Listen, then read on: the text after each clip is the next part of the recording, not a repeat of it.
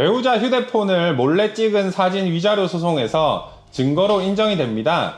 형사처벌은 받지만 민사재판에서는 따로 본다는 게 어제 나온 대법원 판단입니다.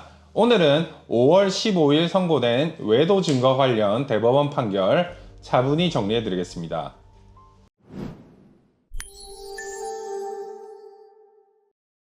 어떤 사건인지부터 말씀드릴게요. A씨는 배우자와 이혼 소송이 진행 중이었어요. 그 와중에 외도 정황을 잡으려고 두 가지를 했습니다. 하나는 배우자 차에 몰래 녹음기를 설치한 거예요. 또 하나는 배우자 휴대폰에 있는 문자랑 사진을 자기 휴대폰으로 찍은 겁니다. 결과부터 말씀드리면 A씨는 이 증거 수집 때문에 통신비밀보호법 위반으로 형사처벌까지 받았습니다. 그런데 어제 대법원이 위자료 소송에서는 폰 사진은 증거로 써도 된다고 결론을 낸 겁니다. 이 사건 보시면서 비슷한 고민 한 번쯤 해보신 분 분명 계실 거예요. 실제로 변호사 사무실에 가장 많이 들어오는 질문 중 하나가 이거거든요. 오늘 차분히 정리해 드리겠습니다. 왜 이게 이렇게 어려운 문제가 됐을까요? 이걸 이해하시려면 한국법이 외도 증거를 어떻게 보는지 짧게 짚어드릴게요. 먼저 우리나라는 간통죄가 2015년에 없어졌습니다. 그래서 외도 자체로는 형사처벌이 안 됩니다. 대신 민사 영역이 남아있어요. 그게 두 가지입니다. 하나는 배우자랑 이혼하면서 위자료 받는 것, 또 하나는 외도 상대방, 그러니까 상간자한테 따로 위자료 청구하는 겁니다. 이번 사건은 두 번째예요. 문제는 외도 증거를 잡기가 진짜 어렵다는 겁니다. 들키지 않으려고 둘이서 비밀스럽게 만나는 건데 제3자가 그 증거를 어떻게 잡겠습니까? 그래서 배우자가 이상하다 싶으면 결국 휴대폰을 보거나 차에 뭘 설치하거나 이런 방법으로 가는 경우가 많습니다. 근데 여기서 첫 번째 벽이 등장합니다. 통신비밀보호법이라고 들어보셨을 거예요. 이걸 쉽게 말씀드리면 공개되지 않은 다른 사람들끼리의 대화는 녹음하면 안 된다, 이런 법입니다. 부부 사이라고 예외가 아니에요. 그리고 두 번째 벽이 있습니다. 정보통신망법이라고 남의 휴대폰에 들어있는 정보를 함부로 가져오면 안 된다는 법입니다. 그래서 A씨가 한 행동이 두 개 다 걸린 겁니다. 차량 녹음은 통신비밀보호법, 휴대폰 촬영은 정보통신망법, 이렇게 형사처벌까지 확정이 됐습니다. 여기까지는 사실 많이 알려진 얘기입니다. 그런데 진짜 중요한 건 그 다음입니다. 여기서 이번 판결이 왜 화제가 됐는지 진짜 핵심을 말씀드릴게요. 많은 분들이 이렇게 알고 계시거든요. 위법하게 수집된 증거니까 형사재판에서 못 쓰면 민사재판에서도 당연히 못 쓴다, 이렇게요. 그런데 실제 판례는 다릅니다. 형사재판이랑 민사재판이 위법 수집 증거를 보는 시각 자체가 다릅니다. 왜 다르냐면요.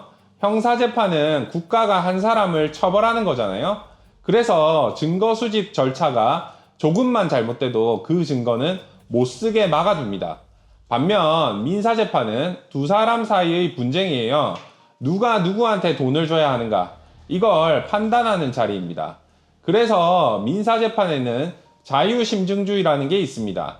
쉽게 말씀드리면 판사가 모든 사정을 종합해서 자유롭게 판단한다, 이런 원칙입니다. 그래서 위법하게 수집된 증거라도 일률적으로 못 쓴다, 이렇게 안 하고 있습니다. 판사가 케이스별로 판단을 합니다. 이번 대법원 판결의 핵심이 바로 이겁니다. 차 안의 녹음은 못 쓰지만 폰 사진은 됩니다. 두 행동 다 형사처벌을 받았는데 민사재판에서는 결과가 갈렸습니다. 왜 갈렸을까요? 차량 녹음은 통신비밀보호법이 아예 명문으로 못 쓰게 막아뒀습니다. 법조문 자체에 공개되지 않은 대화 녹음은 재판에서 증거로 사용할 수 없다고 딱 적혀 있습니다. 그래서 민사재판에서도 못 씁니다. 이건 예외가 없어요. 반면 휴대폰 촬영은 정보통신망법 위반인데 정보통신망법에는 통신비밀보호법 제14조 같은 명시적인 증거 사용 금지 조항이 없습니다. 그래서 민사재판 자유심증주의로 돌아간 거예요. 대법원이 이렇게 정리했습니다. 증거능력 인정 여부는 두 가지를 비교해서 결정해야 한다. 하나는 상대방의 인격적 이익, 또 하나는 실체적 진실 발견의 가치. 이걸 비교해서 케이스별로 본다. 그게 이번 판결입니다. 방금 본 이번 사건처럼 이 채널에서는 뉴스에서 짚어주지 않는 법적 쟁점들을 다루고 있습니다. 구독하시면 다음 사건도 바로 받아보실 수 있고요. 댓글에 비슷한 상황 한 줄 적어주시면 다음 영상에서 사례로 답변 드리는 경우도 많습니다. 그럼 이제 진짜 실무에서 알아두셔야 할 디테일로 넘어가 보겠습니다. 그러면 이제 실무에서 진짜 중요한 디테일 짚어드릴게요. 이번 대법원이 폰 사진을 증거로 인정한 근거가 4가지가 있습니다. 이거 알아두시면 비슷한 상황에서 판단이 쉬워집니다. 첫 번째 사건의 성격이에요. 이혼 소송 중에 벌어진 일이었습니다. 두 번째 위법행위 경위에요. A씨가 외도 증거를 잡으려고 한 거지 다른 나쁜 목적이 아니었다는 거예요. 세 번째 침해된 이익의 정도입니다. 폰 사진 촬영이 상간자 B씨의 사생활을 건드리긴 했지만 인격적 이익을 중대하게 침해한 정도는 아니다. 이렇게 봤습니다. 네 번째는 증거 확보의 필요성과 긴급성이에요. 이혼 소송이 진행 중이었고 외도 입증이 안 되면 위자료를 받기 어려우니까 긴급성이 있다고 봤습니다. 이 4가지가 모이면 민사재판에서 증거로 인정될 가능성이 높아진다는 거예요. 다만 여기서 분명히 짚고 가야 할 게 있습니다. 이건 어디까지나 민사재판 얘기입니다. 형사재판에서 통신비밀보호법, 정보통신망법 위반은 그대로 적용됩니다. A씨도 형사처벌은 그대로 받았습니다. 이게 중요합니다. 즉, 폰 사진 찍으시면 위자료는 받을 가능성이 있는데 본인이 형사처벌 받을 가능성도 같이 있는 겁니다. 이걸 모르고 들어가시면 안 됩니다. 그리고 한 가지 더, 차량 녹음은 어떤 경우에도 증거로 못 씁니다. 통신비밀보호법에 아예 못 박혀 있어요. 이걸 헷갈리시면 안 됩니다. 오늘 이야기를 정리해드리면 3줄입니다.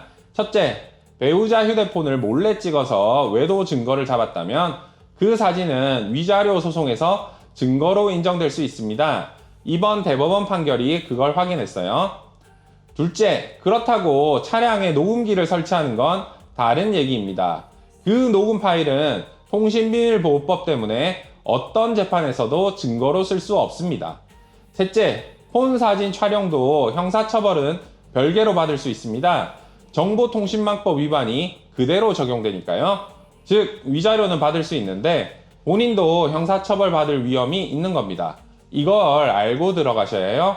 결국 변호사 입장에서 솔직하게 말씀드리면 외도 증거를 직접 잡으려고 하시기 전에 먼저 변호사 상담을 받으시는 게 안전합니다.